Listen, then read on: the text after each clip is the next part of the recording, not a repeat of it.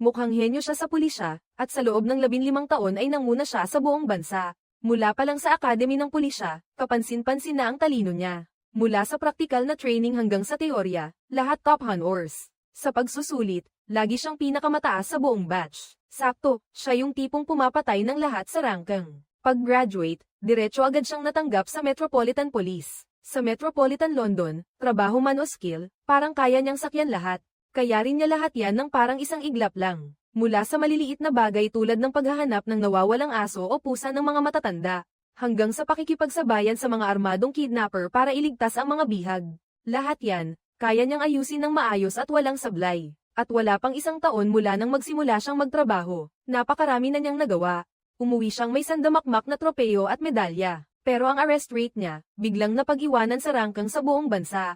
Noong kasisimula pa lang ng pag-angat ng bituin ng isang pulis na ang pangalan ay Angel, ay bigla siyang umangat na parang tinangay ng hangin hanggang sa langit. Bigla na lang siyang ipinatawag ng chief sa opisina. Akala niya pa naman, dumating na ang pagkakataong ma-promote siya, pero hindi niya inasahang mabubunyag ang relaxed niyang ekspresyon. Inihagis sa mukha niya ng matandang chief ang isang desisyon. Sobrang walang saysay ng order na agad siyang ipapadala sa isang maliit at malamig na nayon sa kanayunan. Ang pinakamagaling na pulis ng bansa, at ang CPU sa utak ni Angel noon ay parang na-reset sa isang iglap.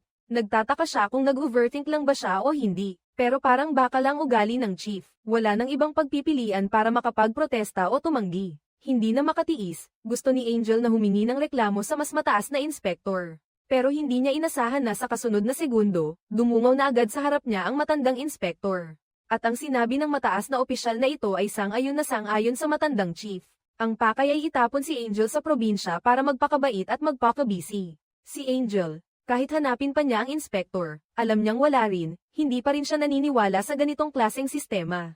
Balak pa sana niyang dumiretso sa chief inspector sa mas mataas na antas. Pero hindi niya inakalang ang chief inspector na iyon ang naghihintay mismo sa kanya mula pa sa pintuan. Mula sa katabing silid, lumabas ang chief inspector. Sa huli, napilitan din siyang aminin ng tapat sa batang ito. Kapag pinabayaan pa nila si Angel na manatili sa City Police Office, matutuluyang wasakin ng batang ito ang buhay nilang lahat, kaya pinapalayas na lang siya, dahil wala na raw siyang silbi.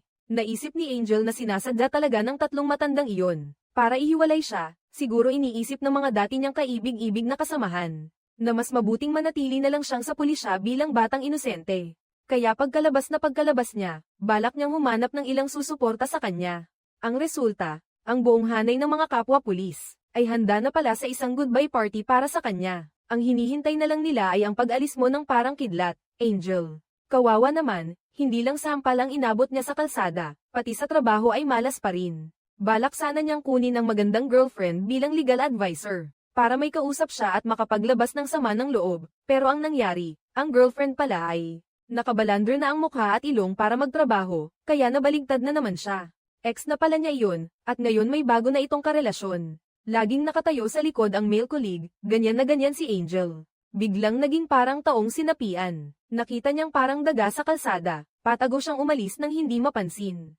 Bitbit ang gamit, sumakay siya ng tren papunta sa probinsya. Sa itsura niyang nag-iisa at malungkot, yakap niya ang bag niyang may lamang halaman. Ginagaya ang tindig ng isang profesional na asasin. Dumating siya sa maliit na nayon kung saan pati signal ng telepono ay wala. Halos mawala pa siya sa talaan ng Metropolitan Police, basta lang siyang gusto nilang maglahon na parang bula. Mabuti pang sumabog na lang siya doon mismo, para tapos na ang lahat. Pati ang dorm, ayaw pa siyang patuloyin at gusto pa siyang ipatapon sa isang bakasyunen. Nakakaawa, tapos na raw ang lahat, at ang ending, nakaupo siya sa kwarto na walang magawa. Kaya nagdesisyon siyang lumabas at maglakad-lakad para ramdam ang bagong paligid. Paggabi, malamig at tahimik ang nayong ito, iilan lang ang tao sa labas. May isang pasaway na batang dala na nakaupo sa gilid ng kalsada at nakatulala, Angel. Pumasok siya sa isang pub para pumatay ng oras. Likas kasi siyang napakahigpit sa sarili. Isang fruit juice lang ang inorder niya, pero agad niyang napansin na ang pub ay may malaking problema. Nakita niya ang mga nakaupong mga tao, ay puro mga gunggong na lasing at mukhang sabog ang mga mukha. Hindi pa nga tumutubo ng maayos ang balahibo, pero sa pader ng pub ay may nakadikit na karatula. Mahigpit na ipinagbabawal ang pag-inom ng alak ng mga wala pang 18, at hindi iyon matanggap ng isa. Huwag gumawa ng anumang paglabag sa batas tulad ng. Agad na inilabas ni Angel ang kanyang police aid at tumakbo papunta roon. Ang mag-asawang matanda na may-ari ng pub ay naghahanap pa ng dahilan para pumagitna. Pero agad silang tinabig ni Angel sa seryosong paraan. Kaya ang pub na kanina lang ay siksikan sa mga lasing na customer, ay biglang napakatahimik, ni isang tao wala na. Naghintay siya hanggang sa magsara ang pub. Saka lang siya nakalabas ng panatagang loob, kasama ang isang lasing na lalaki. Nakita niya na parang may kakaibang marka ang fountain sa gitna ng plaza. Sakto sanang lalapitan pa niya para mas malinaw na tingnan, pero ang lasing ay kakalabas lang ng pinto at biglang nagmaneho na. Baliw na baliw, muntik na siyang masagasaan. Sa pagkakataong ito, ang lalaki ay nahuli na niya, kaya inabot niya sa leeg ang matabang lalaki at dinala ito diretso sa police office. Sa rutang ito, hindi maliit ang napala niyang huli maliban sa lalaki. Bukod sa mataba, may nahuli pa siyang isang grupo ng mga paslit. Ang lasing na yon ay gumugulo sa police station. Napansin agad niya, ito ang bagong kasamang paparating na ipapakita. Mukhang malapit na malapit siya sa matabang lasing na lalaki. Sinabi na lang agad sa kanya na siya na mismo ang pumasok at matulog sa kulungan numero 4. Mukhang tong bilugang ta, suki na rito at laging nagpapakita. Pagkatapos ng isang gabing abala, sa mismong unang araw pa lang ng pagdating. Sa wakas, nakatulog din si Angel kahit ang dugyot ng lugar. Ito talaga ay hindi lugar na gusto mong mapuntahan sa karera mo. Nandito na rin lang, relax ka na lang at manatiling mahinahon. Kahit kasing taas mo pa, hindi ka talaga sisuko at maaga kang bumangon para magpakitang gilas sa himpilan ng pulis. Una niyang pinuntahan ang pansamantalang kulungan para tingnan kung anong nangyari sa bilog kagabi. Pero pagbukas niya ng bakal na pinto ng selda, bakante pala. Sa mismong sandaling iyon, biglang lumitaw ulit ang bilog sa likod niya. Paglingon ni Angel, gulat na gulat siyang nakita niya ang lalaki. Ang bilugang iyon pala ay nakauniforme pa, at eksakto pang sa oras na iyon may matandang lumitaw sa may pintuan. Ang lalaking ito ay si Frank, ang hepe ng pulisya sa nayon. At ang lalong ikinagulat ni Angel ay siya pala mismo ang bilugang mukhang bobo at pasaway ay anak pala niya. Sa pangunguna ni Hepe Frank, at sa paggabay ng matandang hepe, sa wakas, ay nabuksan din ang mga mata ni Angel sa kabuuan ng estasyon ng pulisya sa nayon na ito. Pwede mo itong tawaging paraiso para sa mga pulis. Kumakain lang, walang ginagawa, tapos trabaho na parang binubuhat lang ang araw. Ang kagamitan ng istasyon ng pulis ay mistulang luma ng bodega, na matagal nang pinabayaan, tapos may ermitanyo pa na sumulpot ng walang kaabog-abog. Ang evidence room o kaya holding room dito, nagpapakitang wala talagang kasong mapapasabog. Puro mga tiyuhin at tiya lang na nasa katanghaliang edad. Ang trabaho ay relax lang, ngat-ngat ng matamis na tinapay at siya lang ang kasama. Ang tanging may kaunting silbi pa sa buong estasyon ng pulis ay ang surveillance room sa itaas na palapag. Dito nila pwedeng bantayan ang totoong sitwasyon. Sa buong nayon gamit ang mga security camera. Dinala ng matandang hepe si Angel na maglibot ng kaunti, at pagtingin nila ay 11:00 mahigit na pala. Tanghali na, oras ng ginto para sa pananghalian sa estasyon ng pulis. Mukhang ito talaga ang perpektong lugar para magpalipas ng oras at tumanggap lang ng sweldo nang walang kahirap-hirap. Opisyal nang nagsimula ang buhay ni Angel, ang henyo ng pulisya, sa araw-araw na trabaho ng isang pulis sa nayon. At ang kasama niya ay walang iba kundi ang bilugang si Danny. Ang trabaho ng isang pulis sa probinsya, sasabihin na lang natin, sobrang hindi sosyal. Araw-araw, kung hindi man si Angel ang nakaupo at nakikipagkwentuhan sa mga lola at lolo sa nayon. Sa mga meeting na puro usapang pamilya at nakakaumay, ay naglilibot lang siya para magturo ng safety awareness sa mga bata sa paaralan. Bihira na lang siyang makatanggap ng call na may tunay na kaso. At kung meron man, nagbabantay lang siya ng isang gazlang na naligaw sa kulungan. Nagpambuno sila ng bilog sa buong hapon pero hindi pa rin nila mahuli ang munting gansa. Sobrang inis ni Angel, gusto niyang gumawa ng totoong trabaho. Talagang parang manghuli ng kriminal, pero asan ang krimeng matitibag sa bayang ito? Kaya sarili na lang niya ang niloloko niya, iniisip na lahat ng mukhang kainahinala sa paligid ay mga kriminal na pwedeng paglibangan. Pero habang si Angel at ang bilog ay nagsasawa na sa kakaburyong, nag-iikot sa supermarket para bumili ng pananghalian. Saka siya totoong nabangga ng isang magnanakaw, isang binatang mukhang Manny Akis, na palihim na dumudukot ng ilang pakete ng merienda. Bigla siyang sumulpot sa harap ng lalaki, kaya napalunok sa takot ang loko at kumari pa ng takbo. Akala niya siguro, basta tumakbo ay ayos na, pero may isang takbo lang. Ay na-trigger agad ang matagal nang pinipigilang hilig ni Angel na humabol at manghuli ng malalaking kaso. Nagliyab siya sa tuwa at parang nabaliw habang hinahabol ito ng todo. Pagod na pagod ang bilog bago pa siya tuluyang naabutan. Nang makita ni Angel na nakakalayo na ng malayo ang binata, nagdesisyon siyang dumaan sa shortcut at agad na gumawa ng acrobatikang galaw. Tumalon sa harang sa tuktok ng barikada sa mismong harap ng bilog. Ang ipinakita niyang galaw ay nagpahanga sa bilog ng todo, at napaisip siya na kaya rin niya siguro iyon. Pero pagod na ang magnanakaw kaya napahinto siya para humabol ng hininga, hindi niya inasahang si Angel ay biglang sumulpot at talon agad sa mismong harap niya. Sino ba naman ang hindi mapawaw kung may pulis na humahabol sa magnanakaw ng sobrang saya at gigil? Kaya napilitan siyang bumalik at tumakbo ulit ng nakayuko at basang-basa ang pawis. Paglampas ni Angel sa isang grupo ng mga tambay sa gilid ng kalsada, sinunggaban niya ang isang lata ng pintura at buong lakas na inihagis ng diretso. Tumpak na tumama sa ulo ng binatang iyon, sa kanya agad itong inaresto at dinala sa himpilan. Pero ang hindi inaasahan ng lahat, ayaw na palang ituloy pa ng may-ari ng supermarket ang kaso. Ang dahilan, kaunting pakete lang naman ng biskwit ang nakuha ng bata. Magkakakilala naman ang lahat sa nayon, kaya tingin niya maliit lang iyon. Paulit-ulit na napapatay ang sigla ni Angel na matagal niyang pinagliliyab. Walang awa, muli na naman siyang dumaan sa isa pang nakakabagot na araw. Pero hindi niya inakala na sa mismong gabing iyon, may dumating na. Matagal na niyang hinihintay na malaking kaso ay biglang kumatok sa pinto. Isang lalaking nakasalamin ang nakarinig ng malakas na katok sa pintuan. Ang maliit niyang kalaguyo ay dumating na mismo sa bahay, sa gitna ng gabi para maghanda sa isang nakakaindak na laro kasama siya. Kakahiwalay lang ng mag-asawang ito, pero nakarinig na naman ang lalaki ng katok sa pinto. Nainis, bumangon siya para buksan ang pinto, pero imbes na tahimik na gabi, isa na namang malaking gulo ang hinarap niya. Kinabukasan ng umaga, bago pa man tuluyang lumino ang liwanag ng araw, si Angel, na nakalubog pa sa mahimbing na tulog ay nakatanggap ng tawag sa telepono. Pagkarinig pa lang niya sa laman ng tawag, gising na gising siya agad. Dahil sa isang liko-likong daan sa kanayunan, natagpuan na ang mga labi ng dalawang biktima ng insidente. Aksidente sa trapiko, sabi ng mga kasamang pulis. Siguradong magkasintahang baliw ito. Ang kerahan sa gitna ng gabi ay nauwi sa pagkawala ng kontrol at paglusob ng sobrang bilis sa karatula. Pumutok ang trapiko at nasira ang ulo niya sa gulat. Pero si Angel ay nakatayo lang ng tahimik, walang imik, dahil sa dami ng karanasan niya sa paglutas ng kaso sa Metropolitan London. Pakiramdam niya, hindi naman ganoon kasimple ang nangyari. Iginiit niyang agad maglagay ng warning tape, takpan ang lugar ng insidente para hindi makita ng mga dumadaan sa daan ang eksena. Ang kabangis na ito ang nagdulot ng gulo, at ang mayabang na may-ari ng supermarket ay umalis na rin sa sasakyan. Nararamdaman ni Angel na malaki ang problema ng lalaking ito, at pagbalik niya sa presinto, iginiit niyang hindi ito aksidente, kundi isang sinadyang tangkang pagpatay, dahil maigi niyang inimbestigahan ang lugar kung saan nawala ang kotse, at hindi man lang ito nag-iwan ng kahit anong bakas ng preno sa kalsada. Pero nagbiro na lang ang mga kasamahan niya at tinukso siya. Sabi nila, sadyang henyo raw ang lalaking iyon, na ibinaba mula sa punong himpilan papunta rito dahil lang daw bakante. Mainit ang dugo niya sa paghahanap buhay, kaya siya na ang kumilos habang nagtatalo ang iba na parang apoy ang usapan. Pumasok si Chief para ayusin ang gulo, tapos sa halip na iba, si Angel na naman ang inatasan niya. Isang bagong misyon ang dalhin sa isang bukid para lutasin ang maliit na alitan. Kaya napilitan si Angel na isama muna ang matabang si Danny palabas ng presinto. Kapwa hingal na hingal silang tumakbo papunta sa bukid sa labas ng bayan. Isang matandang mukhang kakaiba, may hawak na shotgun, ang nakatayo sa harap ng bakuran niya. Pinutol pa ng matandang ito ang bakod ng bahay ng iba. Balak sanang tadtere ni Angel ng sermon ang matanda, pero sino ba namang mag-aakalang may kakaiba pala sa sinasabi ng matanda?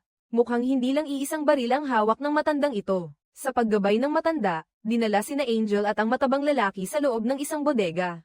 Pagkabukas ng ilaw, parehong natigilan at namutla ang dalawa sa takot. Dito pa mismo, naging maliit na imbakan pala ng mga armas militar. At ang lahat ng baril at bala na iyon ay pawang ninakaw lang ng matanda. Nagkalat pa sa buong lugar habang nagtitipon siya ng basura at itinatago iyon. Mas nakakakilabot pa, may hawak pa siyang granada. Namutla si Angel, dahil sobrang delikado ng bagay na iyon. Pero hindi naniwala ang matanda, at kinatok pa niya ng malakas ang granada. At nang ay lapit ito sa granada, narinig nila mula sa loob ang mga tunog na kumakalansing. Sa sobrang takot ng mga tao sa mga tunog na iyon, tumakbo sila palabas ng bodega na parang may humahabol. Tumalon ang dalawa sa likod ng bakod para magtago. Nagkubli sila, pero matapos maghintay ng matagal, hindi pa rin sumasabog ang bodega. Doon lang nila naramdaman na medyo nakakatawa pala ang nangyari. Nagpasya si Angel na kumpiskahin ang lahat ng mapanganib na ebidensyang ito. Dinala nila ni Danny ang buong hukbo ng baril at bala sa evidence room. Kasama pati ang granadang iyon na butas at kalaw-angin na, kaya talagang masaya si Angel sa napakalaking huli nila. Kakaibang ang gumanda ang pakiramdam niya dahil sa pangungulit ni Danny. Ang isang laging mahigpit sa sarili na tulad niya, ngayon ay ganito. Sa wakas, pumayag din siyang mag-relax at uminom kasama si Danny sa pub. At sa mismong sandaling iyon, nakasalubong niya na naman ang mukha ng may-ari ng supermarket. Nakaupo pala ang lalaki at umiinom kasama ang isa ring mayamang lalaki sa nayon. At halatang lasing na ang Tycoon na iyon. Hanggang sa wala na sa katinoan at umiihi pa sa loob ng pub ng todo kapalmoks. Hindi na talaga napigilan ng chief, kaya agad siyang nagsalita. Hinailan ni na Angel at Danny pauwi ang mayamang lalaki. Ibang-iba ang bahay ng lalaking iyon. Kumpara sa arkitektura ng mga bahay ng ibang tao sa nayon. Taglay nito ang estilo ng isang nagpapanggap na maharlika na may sosyal na ambisyon. Iniwan ng dalawang batang pulis ang lasing na Tycoon sa mismong harap ng pinto, tapos umalis na. Pero sa pag-alis nila, hindi nila napansin ang isang lalaking nakaitim na nakatayo at nagtatago. Nakapwesto sa isang sulok, at ang resulta, sa mismong gabing iyon. Pinatay ang Tycoon na iyon sa sarili niyang bahay. Pati ang marangya at engranding mansyon na itinayo niya. Sinabutahe rin ng lalaking nakaitim gamit ang tumatagas na gas kaya, sumabog na parang gulat na gulat ang buong bayan, at iyon na ang ikalawang kaso ng pagkamatay. Na nangyari lang sa loob ng ilang araw mula nang dumating si Angel. Nang lumipat siya sa maliit na bayang ito, napanaginipan pa niya. Hindi rin niya inakalang magkakaroon dito ng sunod-sunod na pagpatay ng ganito kadalas. At sa pinangyarihan, nakita na naman niya ang may-ari ng supermarket na dumaan sakay ng sasakyan. Tinitigan siya nito at ngumiti ng may ibig ipahiwatig. Pakiramdam ni Angel, walang dadang hindi ito simpleng tagas ng gas lang. Pero nang suriin niya ang video ng CCTV sa harap ng bahay ng Tycoon, wala siyang natukoy na kahit sinong kainahinalang tao. Paulit-ulit na naman siyang tinukso at siningaitan ng biro ng lahat. Kitang-kita nilang parang malapit nang sumabog ang emosyon ni Angel. Pero mahusay na namagitan ang chief at inihabol ang eksaktong tamang timing. Inimbitahan siya sa isang gawain sa simbahan tuwing weekend. Ito ang pinakaingay na piyesta ng buong nayon. Nakaupo si Angel sa mahabang bangko, sobrang bored, at nakita na naman niya ang may-ari ng supermarket. Parang palihim itong nakasubaybay sa reporter na paikot-ikot na nangungumusta at nag-i-interview. At habang nakikipagkulitan si Angel kay Danny na mataba, biglang lumapit ang reporter kay Angel na may napakamisteryosong itsura. Bulong nito na may nakita raw siyang ilang mga bakas na may kinalaman sa pagkamatay ng Tycoon. Magkita tayo eksakto 3:00 ng hapon sa sementeryo, sa likod ng simbahan para mas maayos nating mapag-usapan. Pagkasabi noon, mabilis na umalis ang lalaki, at muntik nang sumunod si Angel. Pero bigla siyang tinawag ng host sa entablado. Hinihiling niyang umakyat ang bagong pulis na ito. Para sa raffle ng premyo para sa mga taga-baryo, wala nang nagawa si Angel kundi kumapit sa tiyan at umakyat sa entablado. Pero napansin niyang malapit ng mag-3:00. Samantala, sabik na sabik din ang reporter sa paghihintay sa kanya. Habang unti-unting tumatakbo ang oras papunta sa takdang oras, ang host, saka relaxed lang, dahan-daang inalag ang kahon ng bunot. Hindi na talaga makapagtiyaga si Angel, lalo na nang tumunog ang kampana ng 3:00. Agad siyang tumalon mula sa entablado ng parangal. Kumakaripas siyang tumakbo pabalik sa likod ng simbahan. Pero pagdating niya roon, agad siyang napaharap sa isang nakakikilabot na trahedyang nangyari mismo sa harap ng mamamahayag. Nabagsakan siya ng matulis na dulo ng kampanaryo mula sa taas. Tinuhog nito ang biktima sa lugar, ilang araw lang ang nakalipas. Sa tingin niya, may 4 na ang napatay, sigurado si Angel. Na lahat ng kasong ito ay siguradong magkakaugnay. Pero iginigiit lang ng lahat sa istasyon na nag-overthink lang siya. Dahil ang mga iyon, malas lang talaga, natsyempuhang aksidente na namatay ng hindi sinasadya. Para patunayan na tama ang hinala niya, Angel, ay sinimulan nang siya mismo ang maghanap ng mga bakas. Inisa-isa niya ang lahat ng diaryong pinadalhan ng artikulo ng mamamahayag. Baka sakaling may makitang kahit kaunting bakas, may damaykit na sapatos na may sapot, sa kanya naalala ang araw ng perya. Nagkaroon daw ng panayam noon ang mamamahayag sa may-ari ng tindahan ng bulaklak, kaya agad siyang nagmaneho ng parang habol buhay. Papunta sa flower shop para magtanong kay Ale. Pagtanong pa lang niya, alam na agad niyang may hindi tama. Balak pala ng may-ari ng tindahan ng bulaklak na ibenta ang buong tindahan at lupa. Ipalit sa matandang may-ari ng supermarket, pero biglang namatay ang mamamahayag na iyon. Nang naamoy ni Angel na may amoy usok, agad siyang bumalik sa sasakyan para kunin ang maliit niyang notebook at magsulat. Hindi niya inasahan, sa maikling panahong umalis siya. Muling nagpakita ang misteryosong lalaking nakaitim. Palihim itong lumitaw sa likod niya at brutal na sinaksak hanggang mamatay ang may-ari ng flower shop. Nang tumambad sa paningin ni Angel ang eksenang iyon, napasigaw siya at ramaga sa sabasag na salaming pinto, saka humabol ayon sa kanya. Sa totoo lang, bata pa, malakas pa, at isa pa siyang mahusay sa hanay ng pulis. Hindi ba dapat madaling hulihin ang isang kriminal na parang isda sa palad lang? Pero hindi niya inakalang ang lalaking misteryoso at itimang mukha sa harap niya ay tatakbo ng kasing bilis ng multo. Tuwing kumanan siya sa isang kanto, lalo lang lumalayo ang distansya nila. Sa huli, hingal na lang si Angel. Paglingon niya, nakatakas na pala ang lalaking nakaitim sa mismong harap ng ilong niya. Pero sa pagkakataong ito, kahit nakita na niyang may nasaksak, ang mga kasamahan niyang pulis ay ayaw pa ring maniwala. Lahat sila, akala dahil masyado siyang uhaw sa malaking kaso ay nababaliw na siya. Halos bumigay na si Angel, pati ang hepe. Nagduda rin siya kung baka mali ang hula niya. Pero matibay pa rin ang paniniwala ni Angel. Walang duda, isa itong seryal na pagpatay na malakihan ng saklaw. Higit pa roon, iginiit pa niyang alam na niya kung sino ang salarin. Dinala niya ang lahat ng tao diretso sa supermarket, na si Skinner, ang mukhang matandang may-ari ng supermarket, ang mismong mamamatay tao na pumatay sa lahat ng biktima. Dahil habang hinahabol niya ang sospek, napansin niyang may gasgas sa binti ang kalaban, mula sa bubog. Pero nang itaas niya ang laylayan ng pantalon ni Skinner, lalo siyang napatigagal nang makita niyang ang binti ay wala ni isang gasgas, ni pilat man lang. At hindi lang iyon, nakapaglabas pa ng video recording ang matandang may-ari ng supermarket, para suportahan ang perpektong alibay niya. Sa pagkakataong ito, kahit ano pang sabihin ni Angel, ayaw na talaga siyang paniwalaan ng lahat, mukhang siya lang talaga ang gumagawa ng sariling multo. Kaya kailangan na naman niyang bumalik sa trabaho. Ang araw-araw na pagpatrolya sa kalsada, nakakapagod, at hindi niya talaga maintindihan.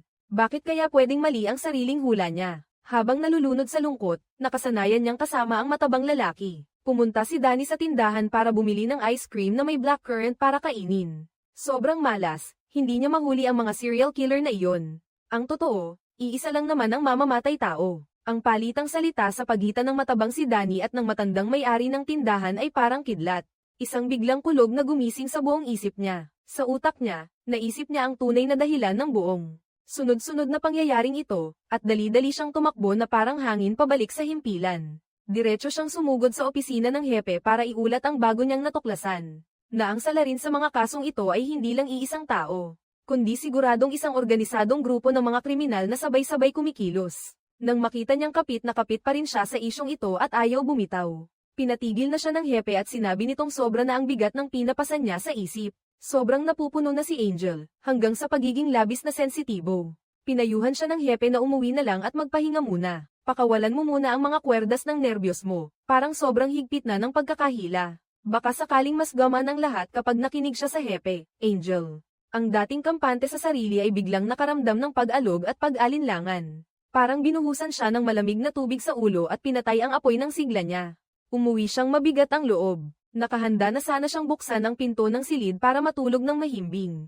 Pero sino ang mag-aakala, itong lalaking nakaitim na naman, ay biglang lumitaw mismo sa loob ng kwarto niya. Para siyang ihahatid sa kamatayan matapos ang matinding bakbakan. Ginamit ni Angel ang lahat ng lakas niya para matanggal ang maskara ng kalaban. At natuklasan niyang ang taong iyon pala ay ang matabang bantay. Ang malaking si Armstrong na nagtatrabaho sa supermarket ni Skinner. Hindi pa siya nakakabawi o fully aware.